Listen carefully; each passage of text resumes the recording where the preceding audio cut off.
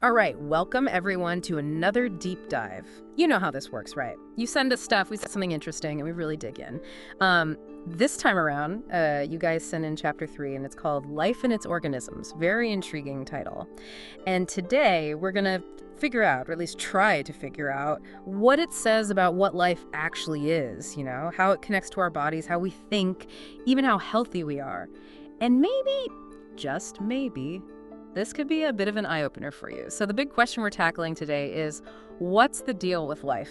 What is it really, and how's it all tied to being, well, us? Right off the bat, this chapter throws a real curveball. It says life doesn't actually come from our bodies. It's not like our bodies make life, but it's more like life makes our bodies, if that makes sense. Yeah, kind of like puts the cart before the horse, huh? Yeah, exactly. Like it's this energy, this constant energy that keeps our bodies going. It's always working, renewing stuff, getting rid of waste, fixing things up. But the point is, it's not our physical body that creates this life energy. It's the other way around. It's like the life force is what lets our bodies exist and do their thing in the first place. I like the analogy they use with the seed. Oh yeah, that's a good one. It's not that the plant grows and then suddenly, bam, there's life. It's the life inside the seed that makes the plant grow. So it's not about doing stuff that makes us alive. It's being alive that lets us do stuff. Yeah. That life force, that's the main thing, Yeah, that's a really important distinction. And they go on to talk about, organic stuff versus inorganic stuff, and how life is what separates the two. It's what makes living things, organized. It's what builds organisms. And it really makes you think, because it's kind of different from what, the usual science stuff says about how life starts.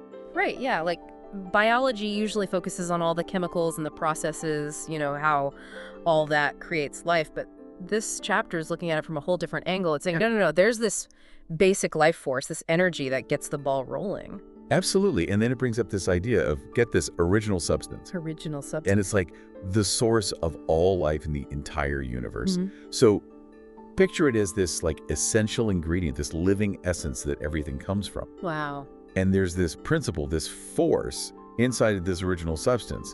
And it's saying that all life is basically linked. We're all part of this like big one. Huh.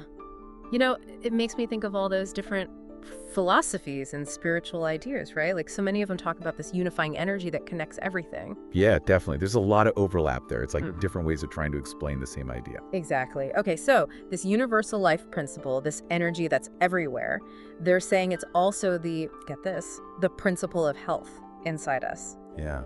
That's a powerful connection, right?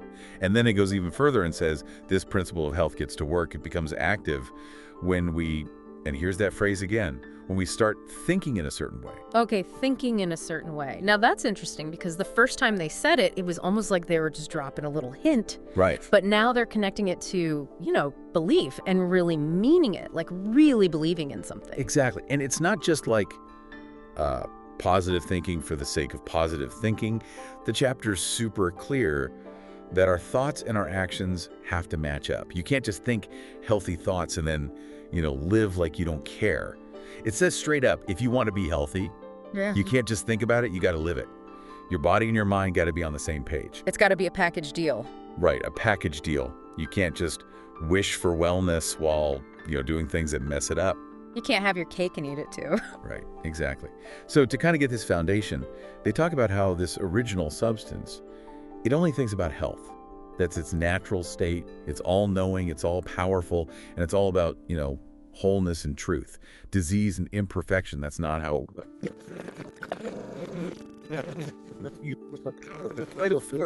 That's where all energy comes from. Which, makes you think. Yeah. Because us humans, well, we're not exactly perfect, are we? Yeah, that's the contrast they're making. We have limited consciousness. We don't know everything. So we make mistakes. We think the wrong things sometimes. Yeah. And that's where they tie it back to our health. They're saying that all this wrong thinking, all the negativity, that can actually make our bodies work poorly. So if the source of everything is pure health, then maybe we get sick because our minds get in the way.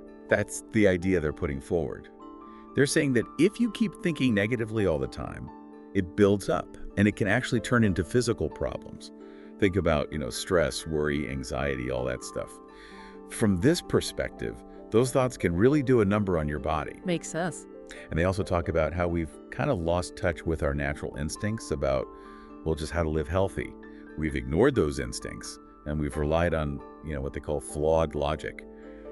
especially when it comes to things like eating, drinking, sleeping, even breathing. So if all this messed up thinking and bad habits are causing the problem, then what's the answer? Well, according to this chapter, we got to fix our thinking. We got to choose to think right, to focus on health, because they're saying thoughts of disease make disease. So we got to learn to think healthy thoughts. And since we're basically made from this original substance, this stuff that takes the shape of its thoughts, well, if we keep focusing on health, it'll eventually show up in our bodies and how everything works. It's like mind over matter, right? Yeah, exactly. And then it gets even more interesting. They talk about how healing really works. And they use the example of, the saint's bones.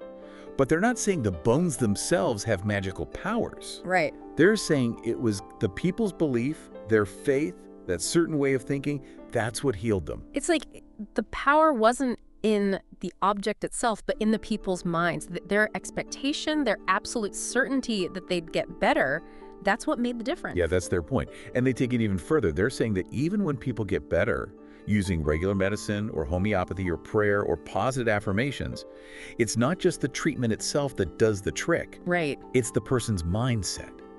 It's that certain way of thinking, that strong belief and focus. That's the key. So what is this certain way of thinking? What's the secret sauce? Well, the chapter breaks it down into two main parts. First, you got to have faith. And second, you got to apply that faith to yourself personally. Right. It can't just be some vague belief in something out there. It's got to be about you and you believing in your own ability to be well. So it's not enough to just think good thoughts in general. Right. You got to believe it, and you got to believe it for yourself. Let's go back to that saint's bones thing for a second. What they're saying is those people who got healed, they had such strong faith that the second they touched those relics, boom, they were no longer connected to their illness in their minds.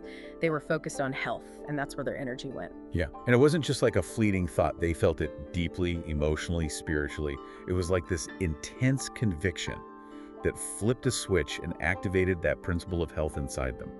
They weren't hoping to get better. They knew they were getting better. They claimed their health through their faith, and they stopped seeing themselves as sick. So how we see ourselves, how we think about ourselves, that's crucial. Absolutely. The chapter keeps hammering home this idea that our thoughts and our bodies are directly linked. What you think, you become.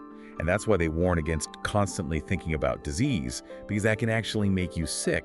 It creates this mental pattern, this rut that keeps you stuck in a state of illness. But if you focus on health, that creates a powerful, positive environment for your body to thrive. It's like you're training your mind to be healthy and your body follows suit. Exactly. And here's another interesting thing they say. Sometimes this faith in remedies or in healing, it can be unconscious. Like you might not even realize you have this deep-seated belief in something, maybe something you learned as a kid or something that's just ingrained in your culture. But even without thinking about it, that belief can still kickstart your body's natural healing abilities. It's like your subconscious mind is working behind the scenes. But they do make a distinction, right? It's not enough to just have this general faith in something. You have to personalize it, you have to apply it to yourself, you have to believe in your own power to heal. Absolutely. And that leads us to what they call the science of being well. It's about learning how to have faith and how to use that faith to activate the principle of health that's already inside us. And the starting point is, what do you think about? What are you focusing on? So what's the takeaway for everyone listening? It's this. Life isn't just a bunch of cells and chemicals doing their thing. It's a bigger force, this universal energy that's connected to everything. And our thoughts, how we think, that's a huge part of how healthy we are. We can either block that health or we can let it flow based on what we believe and how we apply that belief to ourselves. Right. So the question for you is this. How are you going to start thinking in this certain way? How are you going to shift your focus to health, to let go of all the negative thoughts that might be holding you back? Go back to those examples in the chapter, especially that story about the saint's bones. Think about your own beliefs, even the ones you might not realize you have. Are you focusing on what's wrong? Or are you focusing on what's right? Are you feeding the negativity, or are you choosing to see health and vitality? It's all about choice. And remember, this is just the beginning. They call this chapter Life and Its Organisms for a reason, because they're laying the groundwork here. The rest of this book, it's probably going to get into the nitty-gritty of how to apply all this to our everyday lives, to all those things we do, like eating and breathing, that affect our health. So as you go about your day, remember this. You have the power to be well. It's not something outside of you, it's within you, waiting to be activated by your thoughts, by your belief in yourself. Thanks for joining us on this deep dive. We'll see you next time.